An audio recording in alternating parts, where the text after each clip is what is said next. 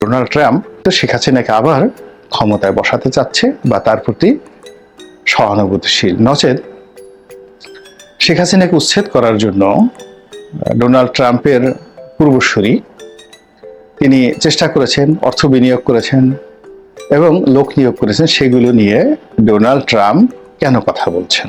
শেখ হাসিনার ক্ষমতাচ্যুতির জন্য ডোনাল্ড লু থেকে শুরু করে অন্যান্য যে সকল কর্মকর্তা ছিলেন তাদের সবার চাকরিচ্যুতি ঘটেছে। এই বিষয়গুলো নিয়ে এখন যারা ডক্টর মোহাম্মদ ইউনূস তিনি বিভ্রান্ত হতে পারেন। জো বাইডেনের জমানাতে যে বৈদেশিক নীতিগুলো ফেল করেছে, সিরিয়াতে ফেল করেছে, ইয়ামেনে ফেল করেছে, মধ্যপ্রাচ্যে ফেল করেছে, তুরস্কের সাথে ফেল করেছে, রাশিয়াতে ফেল করেছে এবং বাংলাদেশেও ফেল করেছে। এখন এই বিষয়গুলোকে আবার সফলতার দ্বার প্রান্তে নেওয়ার জন্য ডোনাল্ড ট্রাম্প যে কাজটি করবে সেটা হলো অতীতের সেই ভুলগুলোকে সামনে আনবে। তারপরে অতীতে সেই যে ডেমোক্র্যাট সরকার তাদেরকে গালাগাল করবে এবং নতুন করে সেই সকল দেশে এরকম একটা পরিবেশ পরিস্থিতি তৈরি করবে যেন সেই দেশের লোকজন মনে করে আহা, ডোনাল্ড ট্রাম্প না জানি তাদের কত বন্ধু কত বান্ধব। এবং সেই কাজটি অতি সম্প্রতি আমেরিকা করছে বাংলাদেশের ক্ষেত্রে। আপনারা জানেন যে কিছু নথি অতি সম্প্রতি প্রকাশিত হয়েছে এবং কিছু প্রতিবেদন আমেরিকার কৌশলগত যে পত্রপত্রিকাগুলো রয়েছে সেখানে প্রকাশিত হয়েছে। সেখানে দুটো শব্দ, একটা হলো ডিপ স্টেট, আর একটা হলো যে অন্য দেশের ক্ষমতা পরিবর্তন করার জন্য যে নীতিমালা ডিপ স্টেটের মাধ্যমে বিলিয়ন বিলিয়ন ডলার যে খরচ করার আমেরিকার যে প্রকল্প, সেই প্রকল্প নিয়ে ডোনাল্ড ট্রাম্প সম্প্রতি মুখ খুলেছেন।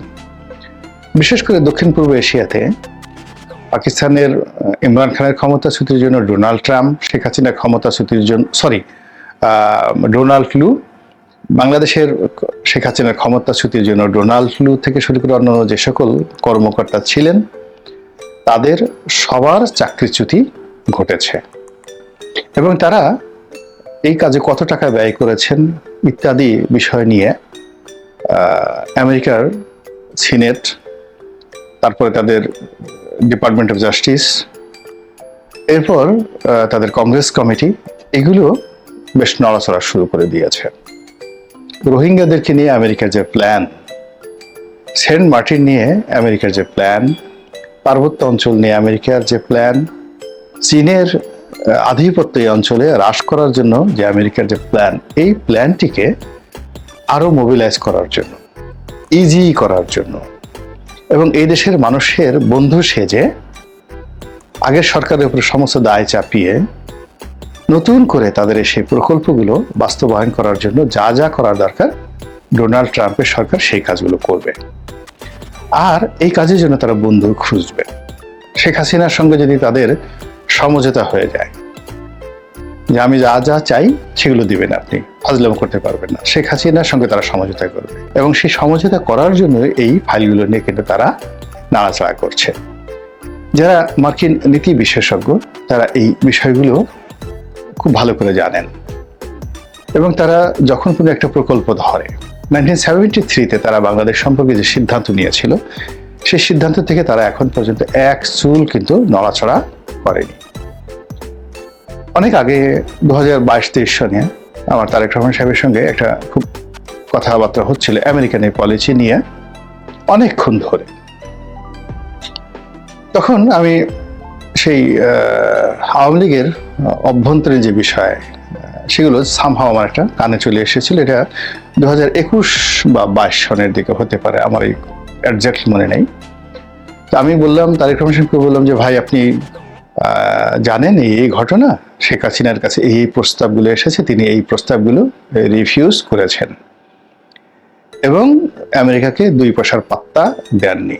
তারা বিকল্প হিসেবে আপনার কাছে যাবে, আপনি আনকন্ডিশনালি এই বিষয়গুলো এগ্রি করবেন। তো তিনি যে জবাব দিয়েছিলেন বা বলেছিলেন সেগুলো আমার এখানে অপাঙ্ক্তি, আমি বলবো না, বাট আমার যেটা দায়িত্ব আমি কিন্তু সেই কথাগুলো তাকে বলেছিলাম। সিমিলারলি ভারতের সঙ্গে সম্পর্কের ব্যাপারেও যে ত্রুটিগুলো ছিল সেটাও বলেছিলাম। এবং জুলাই মাসে যেটা হলো, অর্থাৎ আপনার যাকে বলে 28/2023 সনের যে বা 24 সনের 2024 সনের জুন জুলাই সেপ্টেম্বর জুলাইয়ের কথা বলি। জুলাই মাসে আমি ঠিক বিএনপির হাইকমান্ডকে আরো একটি বিষয় বলেছিলাম যে আমেরিকা বিএনপির ব্যাপারে আশ্বস্ত হতে পারছে না। তারা মনে করছে যে বিএনপি এখন ভারতের সঙ্গে যোগাযোগ করে আমেরিকাকে কনভিন্স করতে চাচ্ছে। আমেরিকা এটা পছন্দ করছে না। আমেরিকা বিএনপির সঙ্গে সরাসরি সংযোগ রাখতে চাচ্ছে, এবং এই কথাটি মিস্টার পিটার ডি হাস্ট নিজে খুবই গুরুত্বপূর্ণ একজন ব্যক্তির কাছে বলেছেন, এবং সেই অতি গুরুত্বপূর্ণ ব্যক্তি তিনি আবার আমাকে বলেছেন। আমি আবার বিএনপির হাইকমান্ডকে এই কথাগুলো বলেছিলাম, কিন্তু সেই কাজগুলো তারা ওইভাবে ম্যাটারালাইজ করতে পারেননি। তারা বরং যাকে বলা হয় অনেকটা নির্ভার ছিলেন যে এইভাবেই হবে সবকিছু। আমরা এখন দূতাবাসে অমুককে পাঠাচ্ছি, অমুকে যাচ্ছে, ভারতের সঙ্গে অমুকে যোগাযোগ করছি, ইত্যাদি ইত্যাদি। তো এই জিনিসগুলো না ভারতকে খুশি করতে পেরেছে, না আমেরিকাকে খুশি করতে পেরেছে। ফলে ভারত, আমেরিকা, চীন এই তিনটি গুরুত্বপূর্ণ রাষ্ট্র তিনটি অ্যাঙ্গেলে থেকে তারা আমাদের রাজনৈতিক দলগুলো, আওয়ামী লীগ, বিএনপি, সরকার, এদের সঙ্গে খেলেছে। খেলার ফলেই কিন্তু, এবং এখানে তারা জাতিসংঘ এবং ইউ এদেরকে ব্যবহার করেছে। এই আগস্টের বিপ্লবের আগ পর্যন্ত পরে সবকিছু একেবারে ভেবাচাকা খাওয়ানোর মতো অবস্থায় নিয়ে গেছে। আজকের যে বিশৃঙ্খল অবস্থা, সেই বিশৃঙ্খল অবস্থার পেছনে এই কূটনৈতিক যে বিপর্যয়, সেটি কেবলমাত্র আওয়ামী লীগের নয়, বিএনপির, সেটি জামাতের, অন্য সব দলেরই বিপর্যয় রয়েছে। তারা কেউ কনক্রিট বন্ধু নির্বাচন করার ক্ষেত্রে কারোর সঙ্গে সফলতা অর্জন করতে পারেনি, এমনকি পাকিস্তানের সঙ্গেও নয়। আর এখন পরিবর্তিত পরিস্থিতিতে তো সেই যে আগের অবস্থা, এটি আসছে এর সাথে জটিল হয়ে গেছে। আপনি চিন্তা করুন প্রতিটি জিনিস কিভাবে কন্ট্রাস্ট করছে। আপনি ভারতের সঙ্গে সম্পর্ক স্থাপন করতে চাচ্ছেন, আবার অন্যদিকে পাকিস্তানের সঙ্গে আমদানি রপ্তানি বাড়িয়ে দিয়েছেন, পাকিস্তানের সঙ্গে সামরিক বাহিনী যৌথ মহড়া করছেন। আবার আপনি আমেরিকার সাথে সম্পর্ক স্থাপন করতে চাচ্ছেন, আর ইরানিদেরকে বাংলাদেশে এনে সেখানে চিকিৎসা ব্যবস্থা করতে চাচ্ছেন। আপনি ভারতের সাথে সম্পর্ক স্থাপন করতে চাচ্ছেন, আবার চীনে গিয়ে চীনের একটি শহরের বেশ কয়েকটি হাসপাতালকে ডেডিকেট করে দিচ্ছেন বাংলাদেশিদের জন্য। তো এটা, এই যে সরকার যে কূটনৈতিকভাবে ব্যর্থ, এবং তারা যে একটা নির্দিষ্ট লক্ষ্য নিয়ে এগোতে পারছে না, এটি স্পষ্ট। আগামীতে যারা কিংস পার্টি গঠন করবেন বা করছেন, তারা এই জায়গাতে এখনো শিশু রয়ে গেছেন, জাস্ট ইনফ্যান্ট, তারা শুরুই করেননি। এরপরে বিএনপি, যাকে বলা হয় আমেরিকা, চীন, ভারত, এই কোনো রাষ্ট্রের সঙ্গে আশ্বস্ত তাদেরকে করার মতো, তাদের সঙ্গে বন্ধুত্ব করার মতো বা তাদের সহযোগিতা পাওয়ার মতো পরিবেশ পরিস্থিতি এখনো সৃষ্টি করতে পারেনি। আর জামাত কিছুই করেনি, নাথিং। তারা মনে করছে যে আমরা যেহেতু জামাত, পাকিস্তান এমনি আমাদেরকে সহযোগিতা করবে, কিন্তু পাকিস্তানের সঙ্গে জামাতের ওইরকম বা আইএসআইয়ের ওইরকম কোনো সম্পর্ক যদি হতো, আপনারা মাঠে অনেক কিছু দেখতে পারতেন, কিন্তু সেটা এখন পর্যন্ত হয়নি। ফলে সব কিছু মিলিয়ে আমরা আন্তর্জাতিক যে কূটকৌশল, আন্তর্জাতিক যে খেলাধুলা, সেই খেলাধুলার খপ্পরে পড়েছে। এবং ডোনাল্ড ট্রাম্পের মতো একজন, যাকে বলা হয় একরোখা, জেদি, পাগলাটে, খ্যাপাটে প্রেসিডেন্ট যখন সেন্ট মার্টিন নিয়ে খেলবেন, রোহিঙ্গাদেরকে নিয়ে খেলবেন, আরাকান আর্মিকে নিয়ে খেলবেন, পার্বত্য চট্টগ্রামকে নিয়ে খেলবেন, আর সেই খেলা মোকাবেলা করার জন্য যদি আমাদের কূটনীতি না থাকে, মিলিটারি পাওয়ার না থাকে, অর্থনীতি না থাকে, রাজনৈতিক ঐক্য না থাকে, এবং বিভেদ, বিসংবাদ, মারামারি, হানাহানি, মব ইত্যাদি যদি বাড়তেই থাকে, বুঝতে পারেন যে আমেরিকা কি করতে পারে।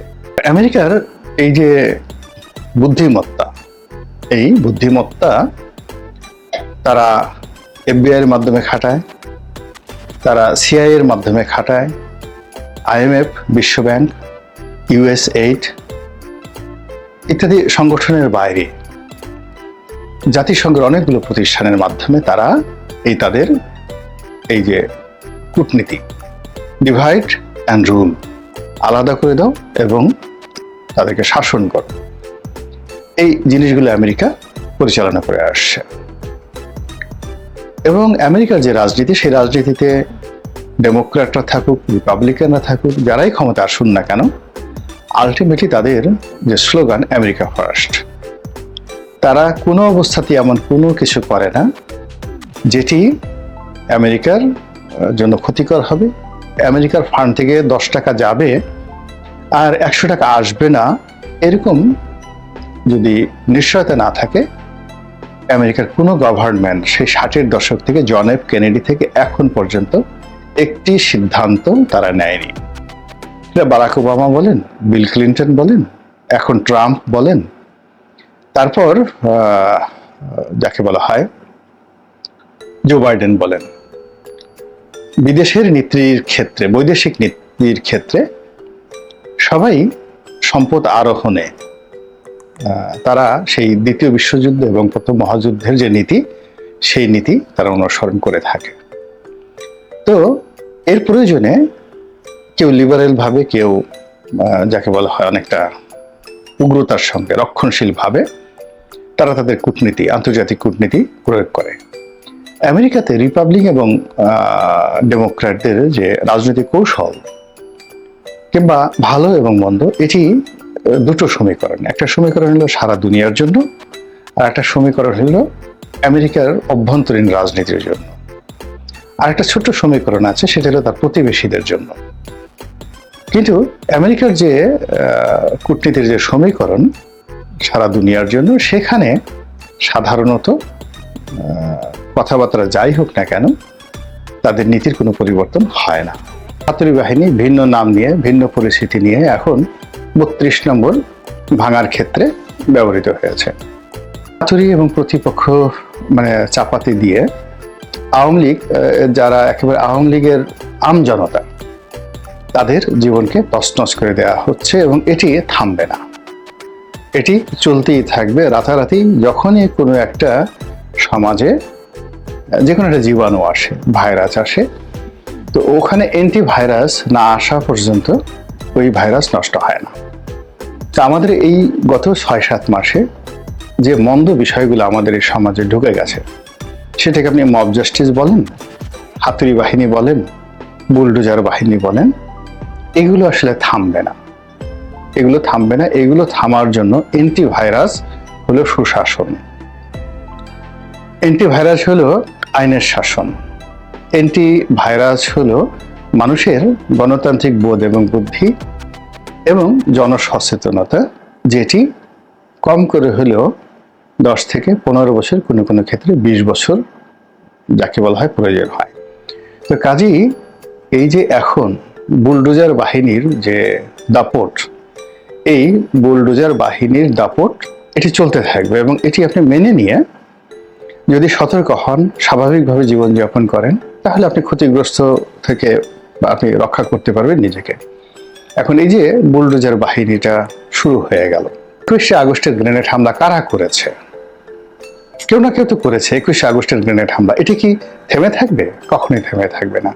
তো এই জিনিসগুলোকে যদি বন্ধ করতে হয়, তাহলে তো আগেই বললাম যে ন্যায় বিচার, সুশাসন সবকিছু লাগবে। কিন্তু এখন পুরো জিনিসটা উল্টো হয়ে গেছে। আপনি গিয়ে দেখেন ডিসি অফিসে, যে কোনো ডিসি অফিসে একটা গুরুত্বপূর্ণ সিদ্ধান্ত নেওয়ার জন্য কেউ কাজ করছে না। ঘন্টার পর ঘন্টা, দিনের পর দিন, মাসের পর মাস তারা অপেক্ষা করছে এবং গত 7 মাসে একটা সিদ্ধান্ত নিতে পারছে না। হাইকোর্টে গিয়ে দেখেন যে মামলা, যে কোর্টগুলো, বেঞ্চগুলো দৈনিক 30টি মামলা শুনতো, 40টি মামলা পর্যন্ত শুনানি হতো। সেখানে গিয়ে দেখে এখন তারা 2টো, 3টা, 4টে করে মামলা শুনছে। ফলে দেখা যাচ্ছে যে যদি 500 মামলা শুনানির জন্য পেন্ডিং হয়ে থাকে, সেই মামলাগুলো আগামী এইভাবে যদি চলতে থাকে 1 বছর পরে শুনানি হবে। এই সময়ের মধ্যে রেভিনিউ থাকলে রেভিনিউর সমস্যা থাকবে, জেল জরিমানা থেকে শুরু করে যা কিছু আছে উচ্চ আদালতে ঠিক এই ঝামেলাগুলো হচ্ছে। তো এগুলো বন্ধ হচ্ছে না। তো এই সময়টাতে কেউ কাজ করছে না, থানা পুলিশ প্রশাসনের একই অবস্থা, সব জায়গাতে একই অবস্থা। এই অবস্থার কারণে কি হলো, এই যে নতুন যে বাহিনী মানে হাতুড়ি বাহিনী, তারপরে শেষে চাপাতি বাহিনী, এই বাহিনীকে ছাড়িয়ে এখন নতুন আতঙ্ক বুলডোজার বাহিনী। কার বাড়ির সামনে বুলডোজার কখন এসে যায়, এবং আমরা এতটা ভীত সন্ত্রস্ত হয়ে পড়েছি। এই বুলডোজারের মালিককে, কোত্থেকে আসলো, নম্বরকে, কত টাকা ভাড়া দেওয়া হলো, কারা এটা আনলো, এই বিষয়গুলো পর্যন্ত আমরা প্রশ্ন করতে পারছি না। আমরা শুধু চেয়ে চেয়ে দেখছি, আর ভাঙনের শব্দে আমাদের আতঙ্ক ক্রমশ বেড়ে যাচ্ছে। তো এই যে একটি অবস্থা, সেই অবস্থা কতদিন চলবে, কি অবস্থাতে চলবে, এটার পরিণতি কি হবে? এই পরিণতির মধ্যে শুধু একটা বলতে পারি যে ধরুন আওয়ামী লীগের লোকজন কিংবা আওয়ামী লীগের যারা সাপোর্টার বা ধরুন অ্যালাইট, যেমন এখন এই বুলডোজার নিয়ে দেখাতে হচ্ছে। এক পক্ষ এই বুলডোজার বাহিনীকে উদ্বুদ্ধ করার জন্য চট্টগ্রামের মেয়র, সাবেক মেয়র জনাব মহিউদ্দিন চৌধুরীর বাড়ি দেখাচ্ছে, যে বাড়িটা ফুটফুটে সুন্দর, দেখতে অনেক সুন্দর। আর এক পক্ষ আবার সঙ্গে সঙ্গে ডক্টর মোহাম্মদ ইউনূসের বাড়ির ছবি চট্টগ্রামে দিয়ে দিচ্ছে যে এই বাড়িটা অনেক সুন্দর, গেল ভালো কথা। এক পক্ষ প্রথম আলোর বিল্ডিং এর ছবি দিয়ে দিচ্ছে এবং বলা হচ্ছে যে এই বিল্ডিংটা খুবই সুন্দর, মানে এখানে বুলডোজার বাহিনী যদি আসে এই বিল্ডিংটা ভাঙে এক পক্ষ খুব খুশি হয়ে যাবে।